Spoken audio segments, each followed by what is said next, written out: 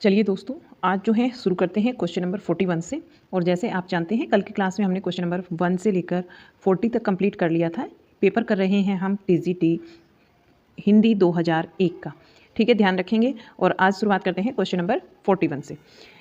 निम्नलिखित में से किस कृति के लेखक जयशंकर प्रसाद नहीं हैं? कौन सी कृति के लेखक जयशंकर प्रसाद नहीं है? तो वो है चारुचंद्र लेख।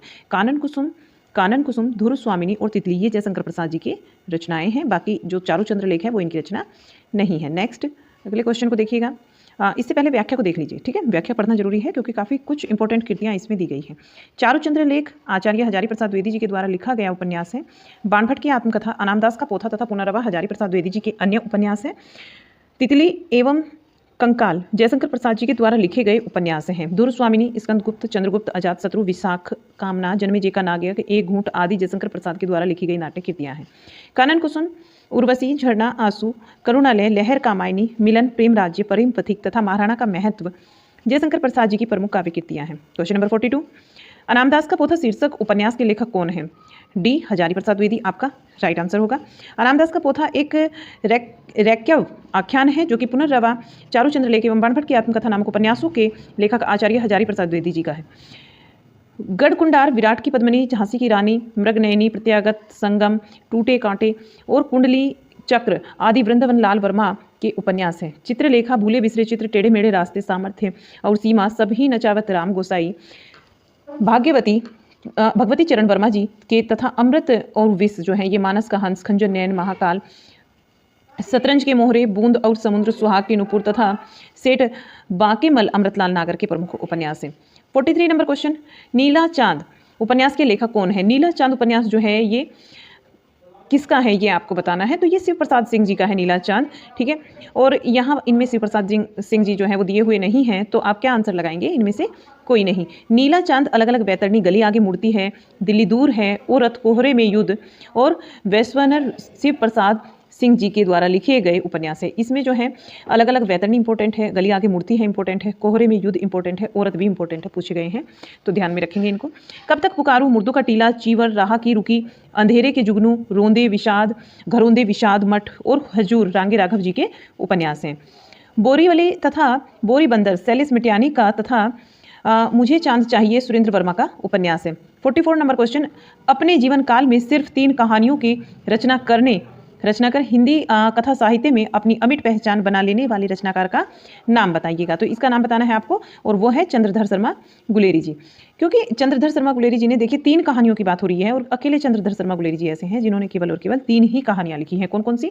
उसने कहा था बुद्धू का कांटा और सुख में जीवन की रचना करके हिंदी साहित्य में एक अमिट पहचान इन्होंने अपनी बनाई है। चंद्रधर शर्मा गुलेरी के द्वारा लिखित उसने कहा था हिंदी की सर्वश्रेष्ठ कहानी है। यह कहानी 1915 ईस्वी में सरस्वती पत्रिका में प्रकाशित हुई थी। ध्यान रखेंगे कब हुई थी? 1915 में।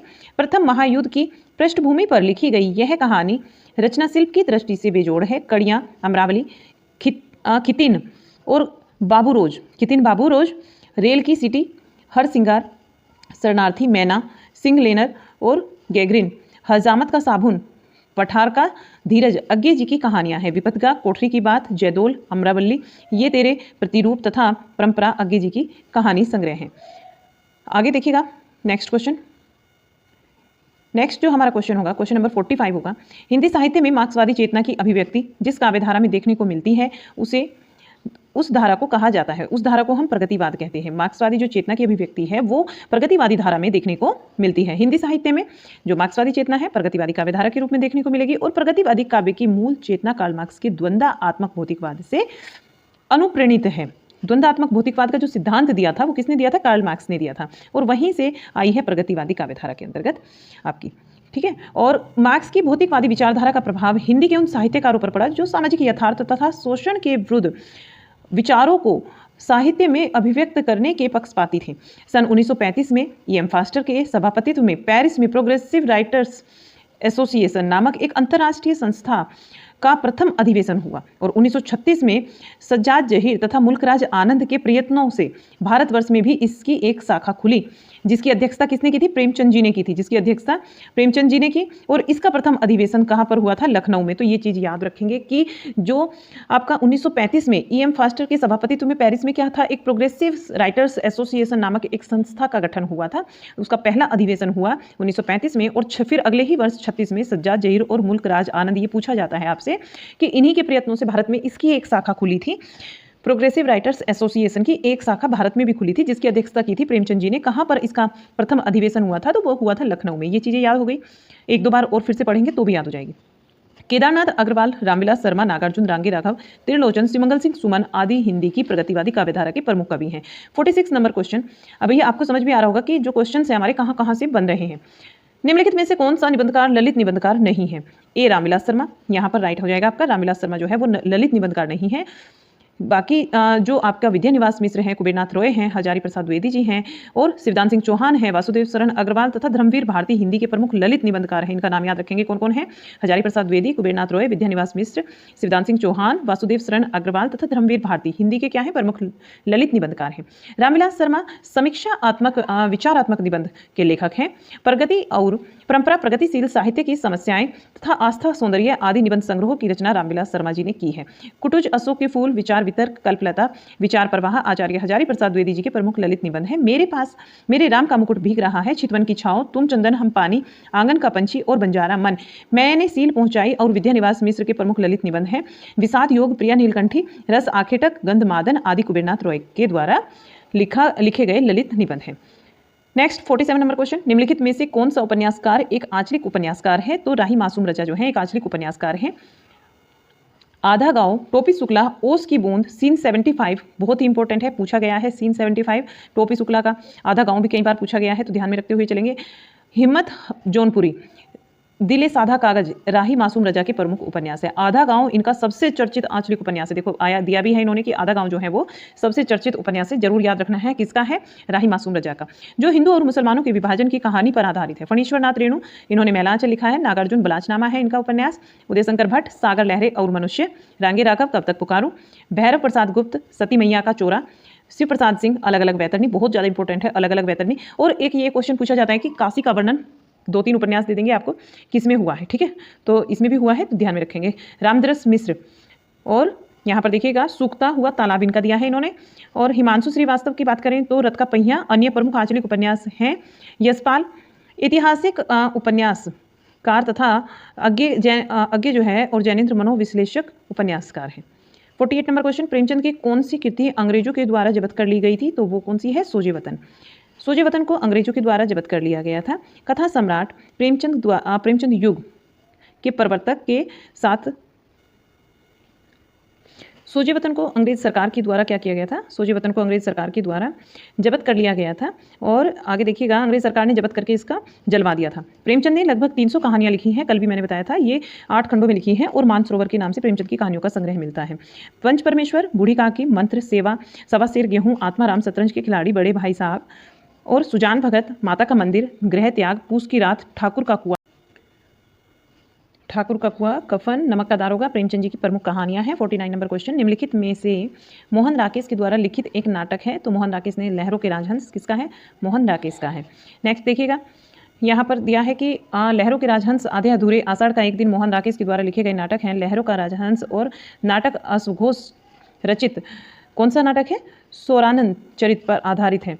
मिस्टर अभिमन्यु, कर्फ्यू और अब्दुल्ला दीवाना, सगुन पंछी, अंधा कुआं, दर्पण, मादा कैक्टस आदि लक्ष्मी नारायण लाल की नाट्य कृतियां हैं। सिंदूर की होली, संन्यास, राक्षस का मंदिर, मुक्ति का रहस्य, वितस्ता की लहरें तथा आदि जो है लक्ष्मी नारायण मिश्र की नाट्य कृतियां हैं। जन्मेजय के नागयक तथा अजातशत्रु, विशाख और राजश्री, स्कंदगुप्त, चंद्रगुप्त, ध्रुव स्वामिनी जयशंकर प्रसाद जी के द्वारा लिखे गए नाटक है। 50 नंबर को देखिएगा। आचार्य रामचंद्र शुक्ल ने भक्ति काल में निम्नलिखित कवियों में से किसे सबसे कम महत्व प्रदान किया है भक्ति काल में? तो इन्होंने जो है सबसे कम जो महत्व दिया है वो दिया है कबीरदास जी को। कबीरदास को शुक्ल जी ने सबसे कम महत्व दिया है। हिंदी के सर्वश्रेष्ठ आलोचक निबंधकार आचार्य रामचंद्र शुक्ल जी ने अपने विवेचन के लिए हिंदी के 3 बड़े कवियों गोस्वामी तुलसीदास, सूरदास, जयसी को चुना। ये बड़े कवियों में चुने हैं शुक्ल जी ने। तुलसीदास आचार्य रामचंद्र शुक्ल के सबसे प्रिय कवि थे, अतः उन्होंने सर्वप्रथम तुलसी ग्रंथावली का संपादन किया। उसकी भूमिका में रामचरितमानस तथा तुलसी के अन्य ग्रंथों के काव्य संग्रह सौंदर्य का विस्तार पूर्वक उद्घाटन किया है। आचार्य शुक्ल ने गोस्वामी तुलसीदास शीर्षक से स्वतंत्र ग्रंथ की भी रचना की है और इसी भांति आचार्य शुक्ल ने जायसी ग्रंथावली एवं भ्रमर गीत का संपादन कर मलिक मोहम्मद जायसी तथा सूरदास जी की काव्य उपलब्धियों का सूक्ष्म विवेचन किया है।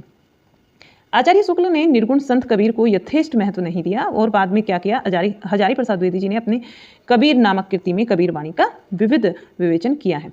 51 नंबर, हिंदी साहित्य में सरदार पूरन सिंह की ख्याति किस रूप में है? सरदार पूरन सिंह की ख्याति पूछी गई है, किस रूप में है? हिंदी व्यंग्यकार के रूप में। पूरन सिंह जी क्या है? एक निबंधकार के रूप में है। इसकी व्याख्या को देख लेते हैं। सरदार पूरन सिंह जी एक निबंधकार के रूप में ही इन्होंने ख्याति प्राप्त की थी और द्विवेदी युग के निबंधकार अध्यापक पूरन सिंह जी ने केवल 6 निबंध लिखकर ही सर्वश्रेष्ठ निबंधकार के रूप में ये प्रसिद्ध हो गए थे। नैतिक एवं सामाजिक विषयों से संबंधित इनके निबंध कौन कौन से हैं? आचरण की सभ्यता, सच्ची वीरता, मजदूरी और प्रेम, पवित्रता, कन्यादान तथा अमेरिका का मस्ती योगी वॉल्ट हिटमैन, ये इनके निबंध है। नेक्स्ट, निम्नलिखित में से किस कहानी के लेखक प्रेमचंद नहीं है? कौन सी कहानी है जो प्रेमचंद की नहीं है? तो छोटा जादूगर इनकी नहीं है। छोटा जादूगर जो है वो जयशंकर प्रसाद जी की कहानी है। अन्य कहानियां बड़े घर की बेटी, मिस पद्मा, ठाकुर का कुआं के लेखक प्रेमचंद जी हैं। नेक्स्ट है, निम्नलिखित में से किस ग्रंथ के लेखक रामविलास शर्मा है? ग्रंथ है भारत में अंग्रेजी राज और मार्क्सवाद, इसके लेखक हैं रामविलास शर्मा जी। इनकी जो समीक्षात्मक कृतियां हैं उनको देख लीजिएगा।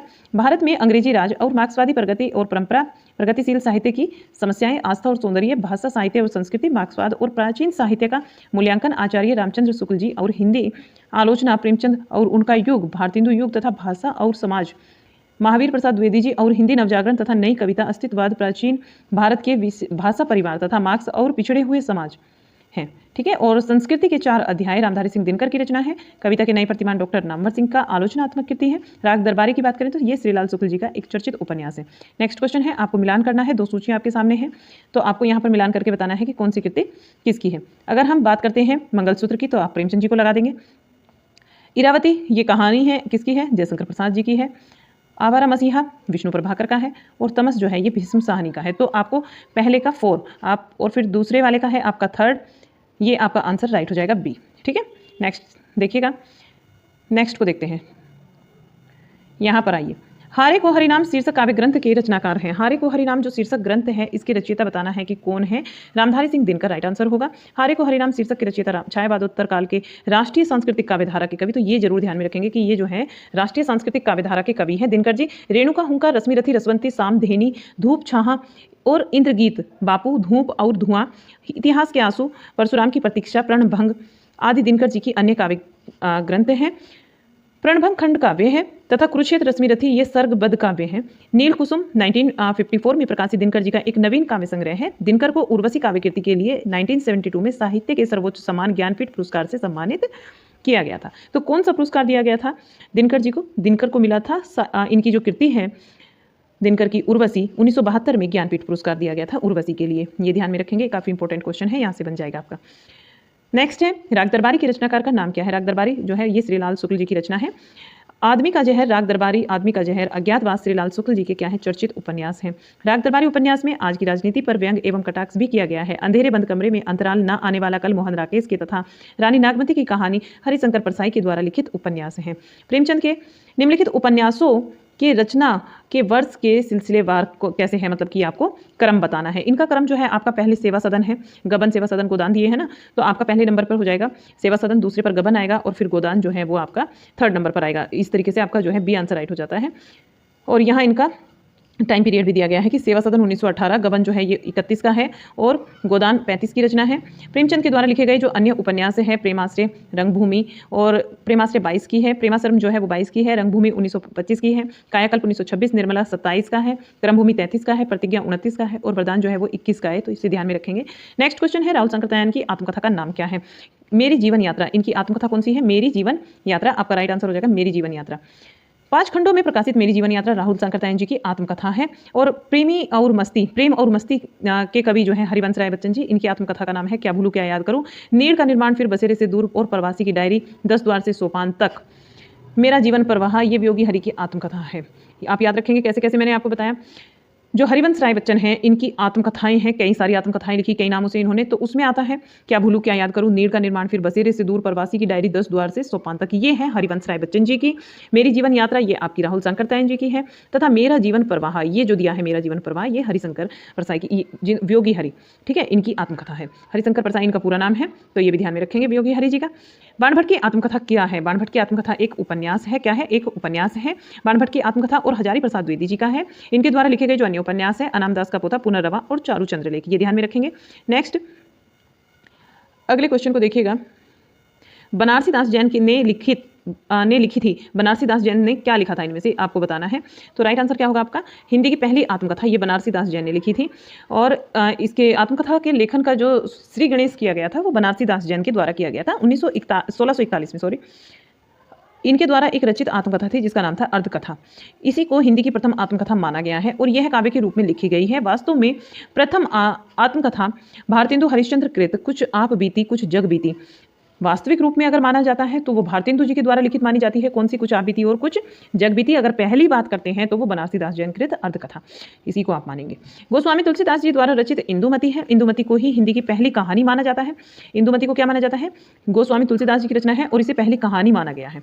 छायावादी कवि जयशंकर प्रसाद द्वारा लिखित करुणालय को हिंदी की पहली काव्य नाटिका, यानी कि जिसको हम गीति नाट्य बोलते हैं, ये माना गया है। तो ये ध्यान रखेंगे, कुछ चीज़ें पहली पहली आई हैं यहाँ करके, एक दो बार फिर से इसको देख लीजिएगा या रिवाइज कर लीजिएगा या फिर बैक करके वीडियो को देख लीजिएगा तो भी ये याद हो जाएंगी। नेक्स्ट है मात्रा क्रम की दृष्टि से दोहे के ठीक विपरीत पढ़ने वाले छंद का नाम आप सभी बता देंगे। इसका नाम सोठा होता है, ठीक है। जितनी मात्रा दोहा में होती है तो ये उल्टी होती है सोठा के अंतर्गत। जगुप्सा का स्थायी भाव क्या है? जगुप्सा का स्थायी भाव आपको बताना है विभत्स। जगुप्सा जो स्थायी भाव होता है ये विभत्स रस का स्थायी भाव होता है।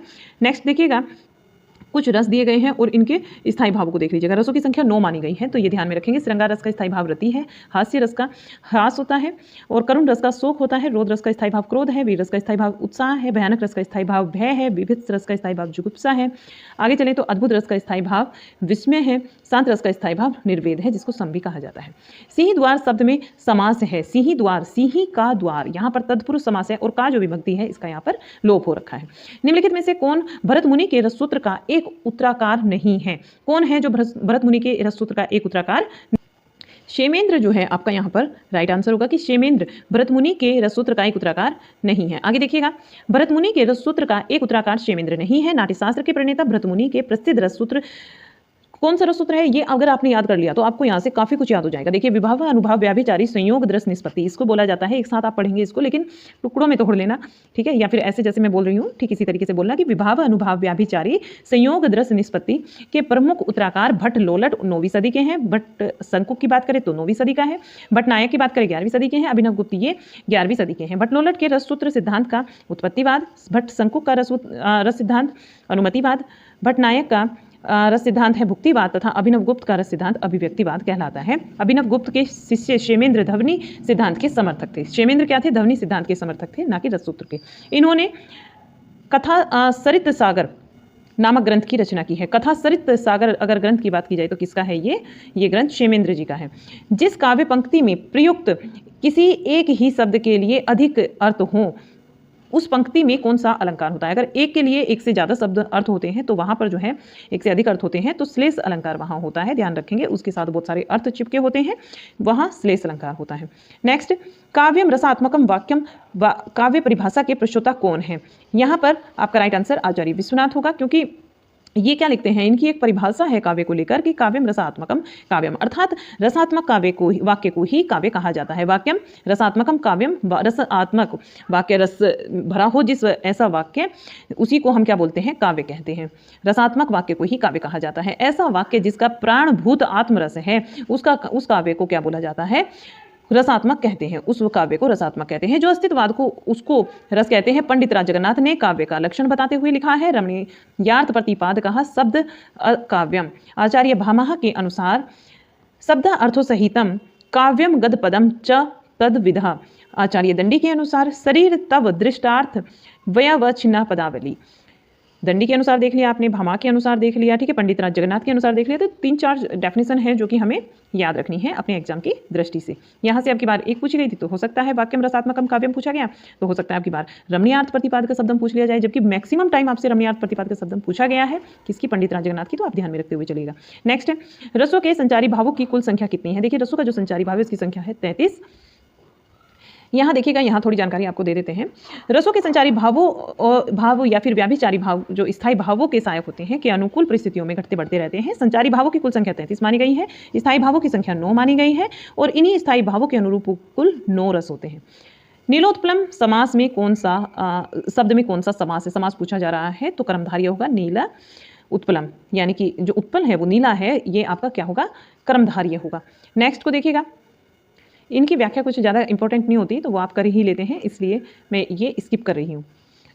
नीचे भाषा की 4 विशेषताएं बताई गई हैं, जिनमें से जो एक है वो गलत विशेषता है, उसी को चुनना है हमें। भाषा पैतृक संपत्ति होती है, और ये क्वेश्चन देखिए मैं आपको बताऊं, पता नहीं कितने टाइम तो आपसे डीएसएसबी में पूछा गया है, और आपको क्या लगाना है, भाषा पैतृक संपत्ति होती है। इस तरीके के क्वेश्चन जब रिपीट होते हैं तो यहाँ से हमें जो 1 मार्क्स होता है वो फ्री में मिल जाता है, ठीक है। अगर आपने डीएसएसबी के जब मैंने प्रैक्टिस सेट कराए थे, सारे प्रीवियस ईयर क्वेश्चन पेपर भी कराए, तो अगर तब आप पढ़ रहे होंगे आपको मालूम हुआ होगा कि कोई पेपर बचता है जहाँ ये क्वेश्चन नहीं पूछा जाता, हर एक क्वेश्चन पेपर में ये क्वेश्चन आता है, और ये 1 नंबर जो है वो फ्री मुफ्त में आपको मिल जाता है। चलिएगा, भाषा पैतृक संपत्ति नहीं होती, इसको ध्यान में रखेंगे। टकसाली भाषा किसे कहते हैं, टकसाली भाषा की बात करते हैं तो संस्कृत निष्ठ भाषा को ही हम क्या बोलते हैं, टकसाली भाषा बोलते हैं। नेक्स्ट है उत्तर प्रदेश सरकार के द्वारा 1947 में गठित देवनागरी लिपि सुधार समिति के अध्यक्ष कौन थे, ये पूछा जा रहा है। आचार्य नरेंद्र देव थे। आचार्य नरेंद्र देव की अध्यक्षता में देवनागरी लिपि सुधार समिति का गठन किया गया था। इस समिति ने सभी सुझावों का आकलन एवं अध्ययन के पश्चात ही अपनी सिफारिशें सरकार के समक्ष प्रस्तुत की थी। अबहट भाषा से क्या तात्पर्य है, अबहट भाषा बताना है, ये एक ग्रामीण अपभ्रंश की भाषा थी। अबहट भाषा भारतीय भाषाओं के इतिहास में 500 से लेकर 1000 ईस्वी तक के काल को अपभ्रंश काल कहा गया है। इसी अपभ्रंश काल के परिवर्तित रूप को क्या बोलते हैं, अबहट कहा गया है। अबहट अपभ्रंश का ही एक विकृत या फिर ग्रामीण रूप है। हेमचंद्र के काव्यानुशासन नामक ग्रंथ में शिष्ट या प्रतिष्ठित अपभ्रंश के उत्तरवर्ती रूप ग्रामीण अपभ्रंश को स्वीकार किया गया है। जनभाषा के अधिक निकट ग्रामीण अपभ्रंश के इस रूप को अबहट कहा गया है। यहाँ तक की बातें क्लियर होती हैं। नेक्स्ट क्वेश्चन को देखिए, निम्नलिखित में से कौन सी एक बोली पश्चिमी हिंदी के अंतर्गत नहीं आती, तो कौन सी बोली है, देखिए ब्रज, बुंदेली, कन्नौजी या फिर अवधी। अवधी नहीं आएगी, अवधी बघेली छत्तीसगढ़ी ये जो है बिहारी हिंदी के अंतर्गत आती है, तो अवधी आपका राइट आंसर होगा। नेक्स्ट, इसको मैं कई बार बता चुकी हूँ तो आप देख लीजिएगा, ठीक है। वैसे आपकी तसल्ली के लिए मैं बता दूँ, अवधी जो है ये हाँ मैंने बताया, अवधी बघेली छत्तीसगढ़ी पूर्वी हिंदी के अंतर्गत आती है और पूर्वी के अंतर्गत आती है, ठीक है, पश्चिमी हिंदी के अंतर्गत नहीं आती। निम्नलिखित में से स्त्रीलिंग को चुनिए। स्त्रीलिंग आपका कौन सा होगा, धुआं, बता, धावा और संध्या में इसमें संध्या ही जो है वो आपका स्त्रीलिंग है, बाकी पुल्लिंग है। इनमें से कौन सा शब्द वर्तनी की दृष्टि से शुद्ध है, वर्तनी की दृष्टि से बताना है हमें। आशीर्वाद ये जो है बड़ी की मात्रा वाला, ये बिल्कुल शुद्ध है। निम्नलिखित में से वर्तनी की दृष्टि से कौन सा शब्द शुद्ध है उसका चयन करना है, तो यहाँ पर समश्रु ये बहुत बार आया है आपका, ये डीएसएसबी में भी आया है, तो समश्रु जो है ये आपका शुद्ध है, अशुद्ध है, ठीक है। समश्रु जो है ये अशुद्ध है, देखिए अशुद्ध पूछा जा रहा था, समश्रु जो है ये अशुद्ध है। कवित्री ठीक है, यानी ठीक है, और सृचन भी ठीक है, ठीक है, ये ही आपका अशुद्ध है, आप सी को आंसर करेंगे। निम्नलिखित में से कौन सा शब्द हवा का पर्यायवाची नहीं है, अनल नहीं होता, अनल जो है ये आग का होता है, हवा का नहीं है। अनिल, मारुत और पवन होते हैं।